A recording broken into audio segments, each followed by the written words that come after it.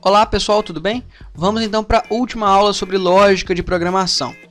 Antes que vocês perguntem, antes que tenham dúvidas sobre isso, eu quero explicar por que quando você gera um projeto novo no CodeBlocks, ele te dá algumas linhas de código, aqui 9 linhas de código. Bom, include std.io, é aquela biblioteca que eu expliquei para vocês, que trata das entradas e saídas padrão. std de standard, io de input output. A segunda biblioteca que ele inclui por padrão é a stdlib. É uma library, né? Uma biblioteca padrão também, mas ela depende de funções externas do sistema operacional. Por exemplo, existe um comando chamado system,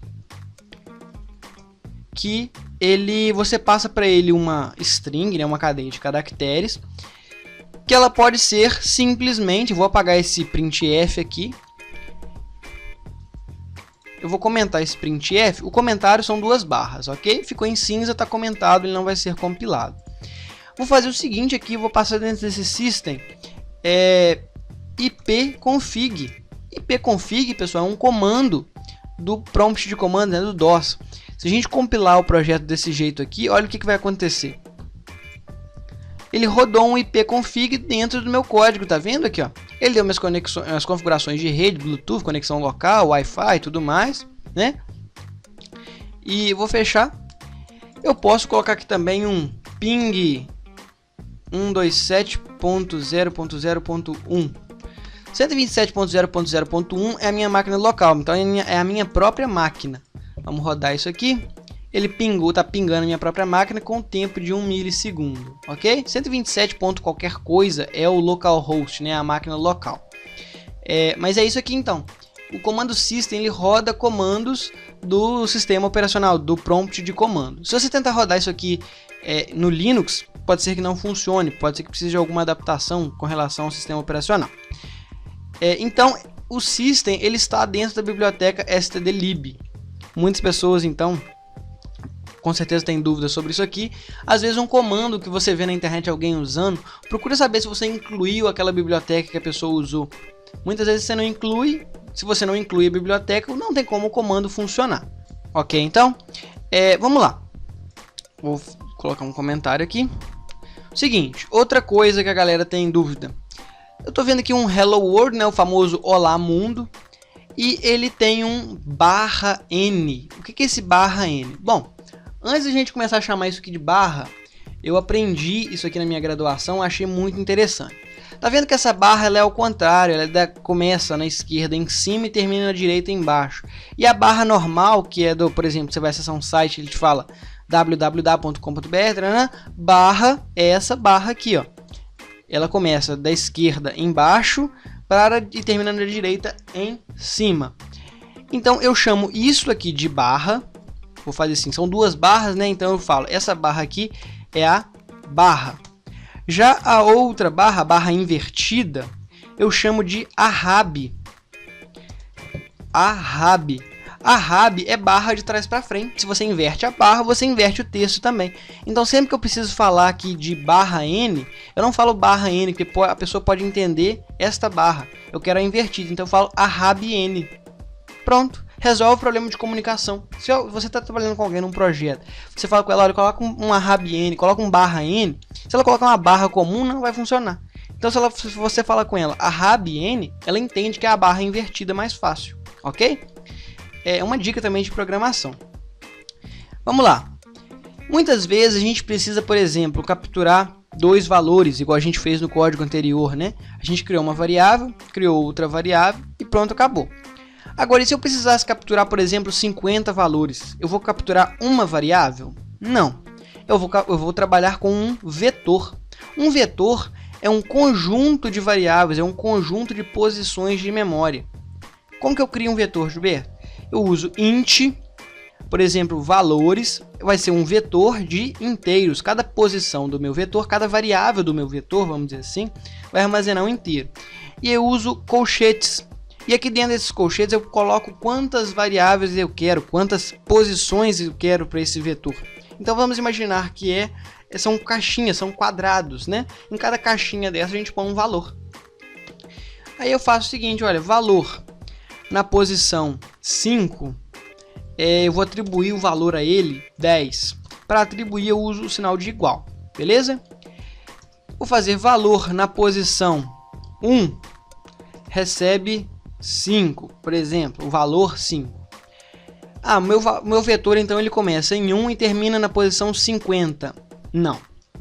Vetores começam na posição 0, eu faço valor na posição 0, recebe, por exemplo, 100. E ele vai até a posição 49. Ele começa em 0 e vai até 49. É exatamente a mesma coisa de começar em 1 e terminar em 50. Porque você tem 50 posições. Então você fala para ele o tamanho e na hora de trabalhar cada posição você tem que trabalhar de 0 a 49. Beleza? Então eu vou fazer aqui valor na posição 49. Pronto. Fechou. Essa aqui é uma variável básica, tá? Eu estou passando isso aqui para vocês para já adiantar. E agora a gente pode também precisar solicitar esses 50 valores. Eu vou fazer 50 vezes, digite um valor, digite um valor, digite um valor? Não. Eu vou usar uma estrutura de repetição. É o chamado para, né? É o nosso for. A gente fala para ele assim, olha, eu quero que você repita 50 vezes, começando em 0 e acabando em 49. E eu quero que você incremente de 1 em 1. Ou seja, cada vez que a nossa estrutura rodar, ele vai fazer 0, 1, 2, 3, até 49. É muito simples de fazer isso. A gente precisa de uma variável inteira, chamada i. Vamos criar um int i. E aqui a gente vai fazer o seguinte. Vamos criar o nosso para. Para, em inglês, é for. F-O-R. A gente abre parênteses e a gente fala, olha, o meu i vai iniciar em 0. Então eu coloco i recebe 0, ponto e vírgula. O meu i vai até 49, então eu faço i menor ou igual a 49. Eu quero que ele chegue até no 49. Ponto e vírgula. E agora eu quero que o meu i vá de 1 em 1. Então eu faço i recebe i mais 1. Pronto. O que é i recebe i mais 1? O i está iniciando em 0, certo? Quando ele terminar de rodar a primeira vez, ele fazer i recebe 0 mais 1, 1. Depois, i recebe 1 mais 1, 2. 2 mais 1, 3. 3 mais 1, 4. E assim por diante. Então eu tenho a minha estrutura de repetição.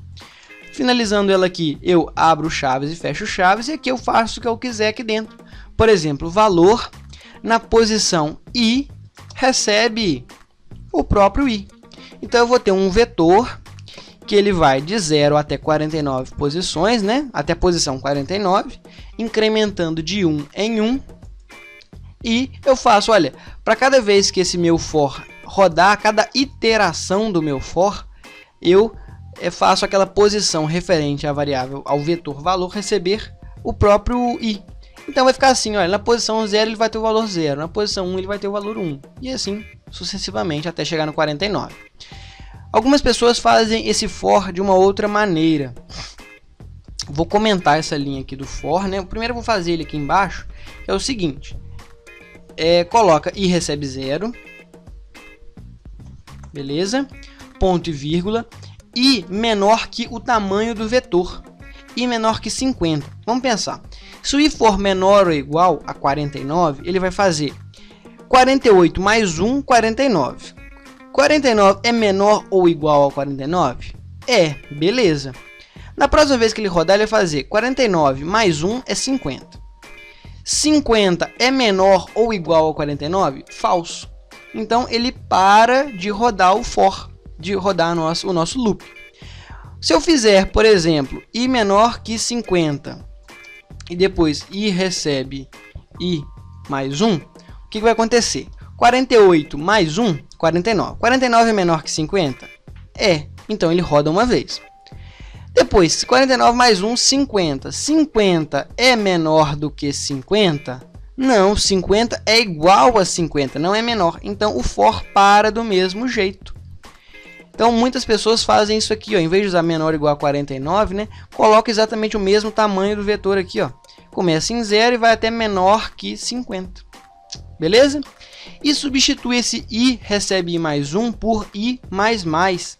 I mais mais é exatamente a mesma coisa que ele recebe ele mais 1. I mais mais é a mesma coisa, é igual a i recebe I mais 1. Gilberto, por que você colocou igual aqui? Porque fazer a comparação se algo é igual a outro, eu uso igual.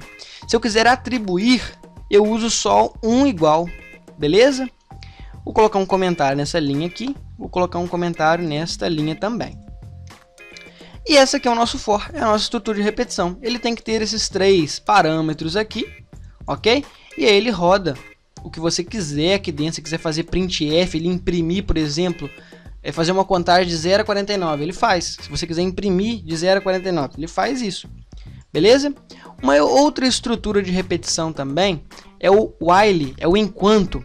Faça isso enquanto alguma coisa for verdadeira. Exemplo, while true. Vamos fazer aqui um printf. Vou passar aqui olá. Vou colocar um olá e vou pôr uma rabiene para dar uma quebra de linha. Vou comentar esse for aqui também, para ele não interferir. Beleza? Vamos compilar para vocês verem o que acontece. While true. Beleza, ele deu um erro aqui. True não declarado. Tá. Vou colocar assim, olha. Enquanto 1. Vamos pôr enquanto 1 igual a 1. Aí eu ponho 2 iguais, né? O que ele está fazendo aqui? Enquanto 1 for igual a 1, 1 sempre vai ser igual a 1, né? Então, enquanto isso aqui for verdadeiro, imprima para mim na tela olá. Tá vendo? Ele está imprimindo aqui, vamos dizer, freneticamente olá, tá vendo? Ele está até piscando aqui, ó. Posso rolar que ele está fazendo o famoso while infinito. Ele vai rodar isso aqui infinitamente, pessoal. Enquanto 1 for igual a 1, ele vai imprimir olá. Agora, e se eu fizer enquanto 1 igual a 2? Ele nem imprime aquele olá, tá vendo? Ou seja, enquanto alguma coisa for verdadeira, faça o que tiver aqui dentro. No caso aqui, eu mandei imprimir olá. Eu poderia mandar imprimir, sei lá, um texto, ou solicitar alguma coisa, ou fazer alguma determinada tarefa aqui dentro. Mas a diferença do while para o for é que o for você sabe quando acaba. Você sabe assim, olha, ele começa em 0 e vai até 50. Pronto, acabou. O while não, o while você não sabe quando acaba. Ele fala assim, olha, enquanto isso aí for verdadeiro, você roda. Não preocupe com o fim, vamos dizer assim, né? Então você não tem muita certeza de quando acaba. Bom, pessoal, apresentei para vocês então o básico do básico de programação em C e C++, ok? Na linguagem C aqui no nosso caso. Não tenho mais o que falar. A partir daqui vocês já podem seguir no curso de programação. Pode acessar a primeira aula lá, se você já deve ter acessado, né, para instalar o CodeBlocks, ok? Mas vocês podem seguir o curso, que aqui eu já dei uma base, expliquei um pouco das principais estruturas, né? O while, o for tá aqui também, tá comentado, né? Bom, é isso então. Muito obrigado a todos por terem acompanhado a gente nessa semana. Espero que vocês tenham gostado dessa ideia de ensinar o básico da programação, a lógica de programação, tá ok? Muito obrigado então, até a próxima e tchau, tchau.